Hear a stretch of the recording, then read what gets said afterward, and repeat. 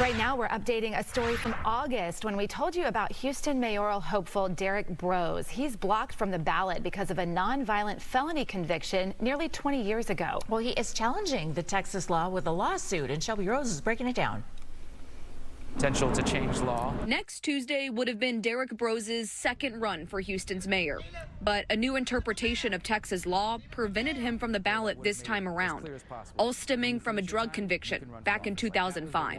He served his time and is now clean. That overall is just not a good feeling to kind of have that judgment held over me. And more importantly, there were people in Houston who wanted to vote for me and wanted to support me on the ballot. So it was disappointing to not see that, be the end result. So he's doing something about it, filing a lawsuit against the state of Texas. There's one specific line on the candidate application form Broze is focusing on.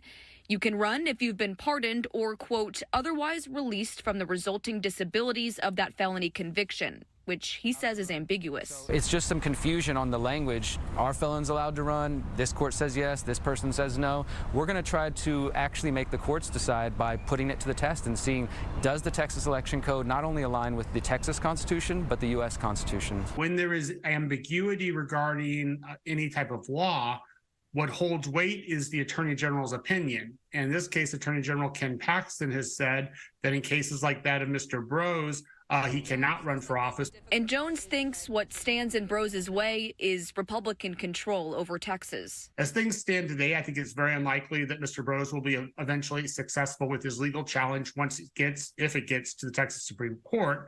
And the prospects for getting the legislature right now under Republican control to pass legislation providing more rights for former felons seems like a pretty tough sell. But Broze says he is willing to negotiate, understanding that violent felony convictions are vastly different than what he faced. I think there's a conversation there. Maybe not all felons and not all crimes should be treated equally, but I do think in case of people like myself, nonviolent, no weapons involved, etc., that we should be allowed to continue our lives and serve our communities. The lawsuit was only filed less than a week ago, so Broze is currently awaiting the legal process to begin. Reporting in Houston, Shelby Rose, Fox 26 News.